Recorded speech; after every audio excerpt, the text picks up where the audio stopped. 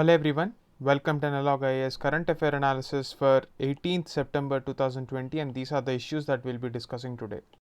The first article for the day is titled Reject This Inequitable Climate Proposal.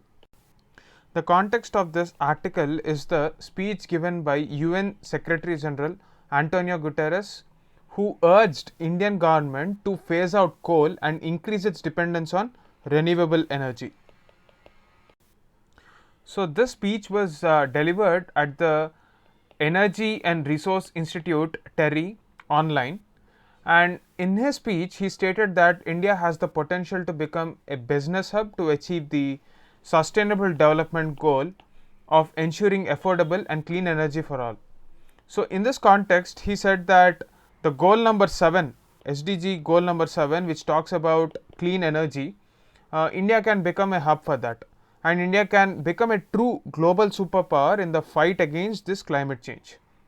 So the problem with this argument is the fact that when we take into consideration the G20 economies, India has one of the lowest per capita GDP, and asking India to completely move away from coal is unjustified according to the view of this author. Let me get into the reasons why. So let me get into the importance of coal. In the previous industrial world, which is led by industrial revolution, it was often commented that coal is the king and paramount lord of industry, which decided the future of that generation. So in India, coal is the most important indigenous energy resource and remains the dominant fuel for power generation and many industrial applications as well. We have our own natural resources of coal, and we don't depend on oil and gas for producing energy like many Western countries.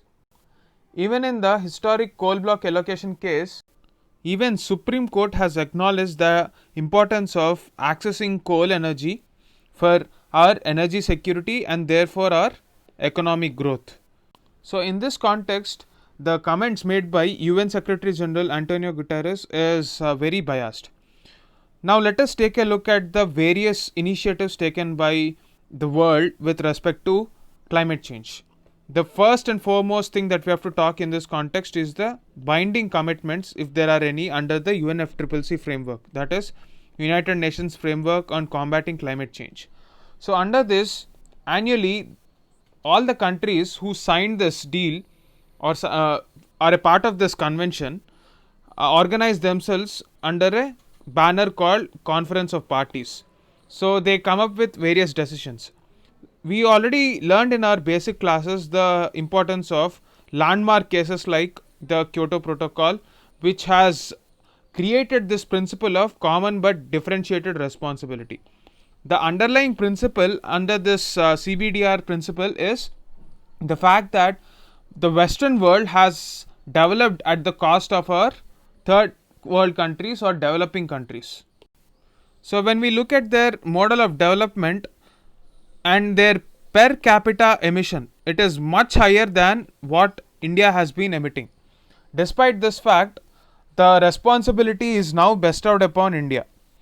Yes, the fact is that we all have to work together on climate change, but at the same time we also have an economic challenge of poverty alleviation. How do we handle both this? So it is the duty of the Western world to handle a significant lion's share of the problem of climate change and invest on poverty alleviation programs in our country and the third world countries as well. Otherwise, they at least have to contribute more towards this per capita greenhouse gas emission reduction.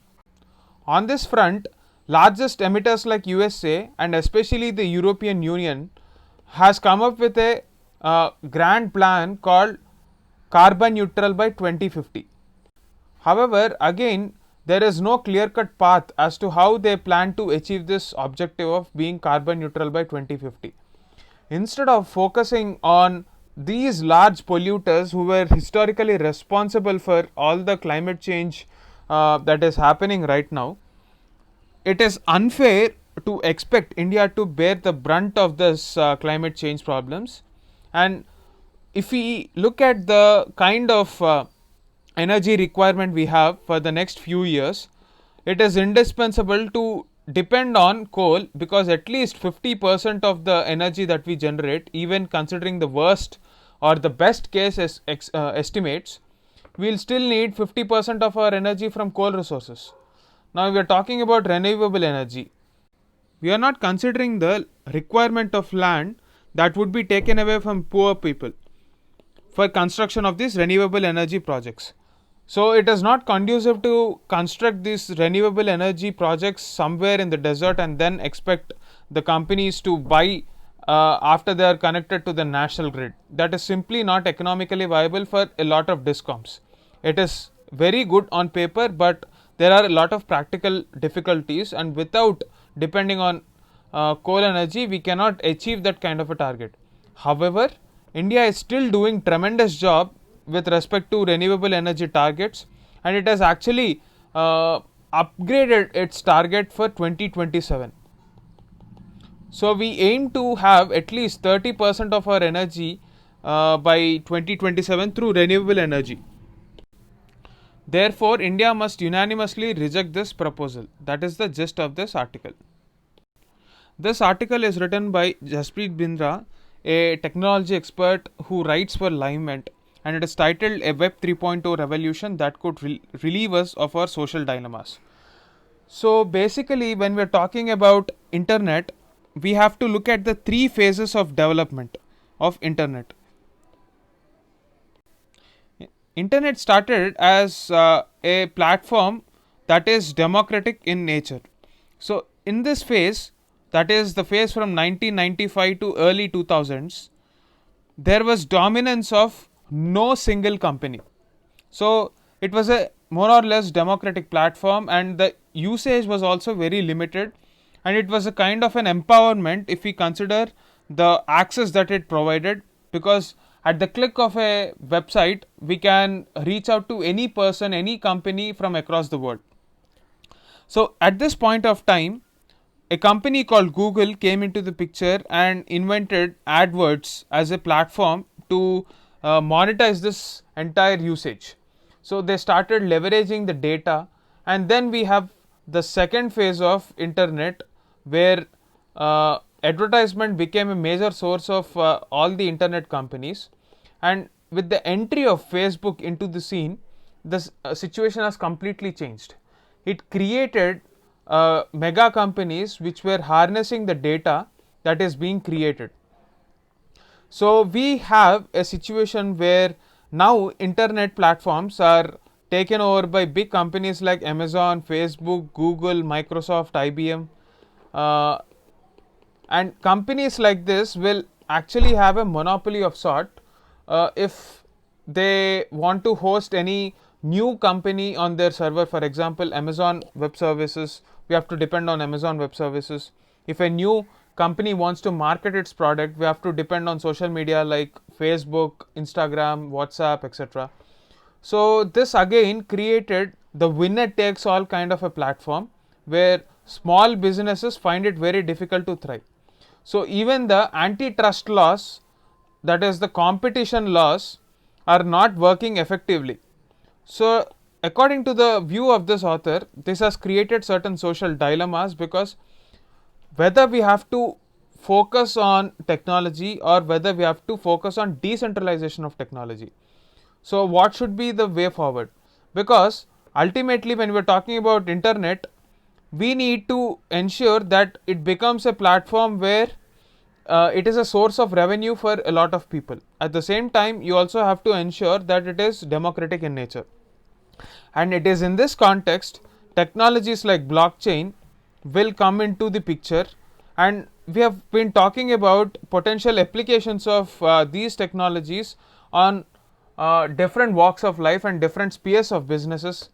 We are even talking about using blockchain in elections. However, there are certain concerns raised by experts that this is a possibility to hijack this entire system and thwart the electoral results in favor of one party. The recent Cambridge Analytica has this controversy has actually not helped this case of online voting as well. So what happened in Cambridge Analytica was, there was a company by this name, and it was accused of using all the data that it took from Facebook, and Facebook has actually not taken care of ensuring that this data is not used by this company. So all the data that Cambridge Analytica took from Facebook was used to profile voters, and based on that it gave informed decisions to the political parties, and political parties tried to manipulate the voters with targeted content. So this was the major accusation. So behavioral change influencing the voting patterns is a big threat to democracy. So in these times of social dilemmas, how can we move forward? The answer is in creating a platform where cyberspace is treated as a global commons. That is, it belongs to every person, and every individual, every country should strive to protect that principles of privacy, principles of democratic nature that internet always stood for. So that is the gist of this article, and this can be a very important article considering the fact that there is a lot of focus on hybrid warfare, the new dimensions of cyber security, personal data bill. All these issues can be subsumed under this larger idea of a web 3.0 revolution that is democratic in nature. So please do attempt an essay on this topic. That's it for the day. Thank you.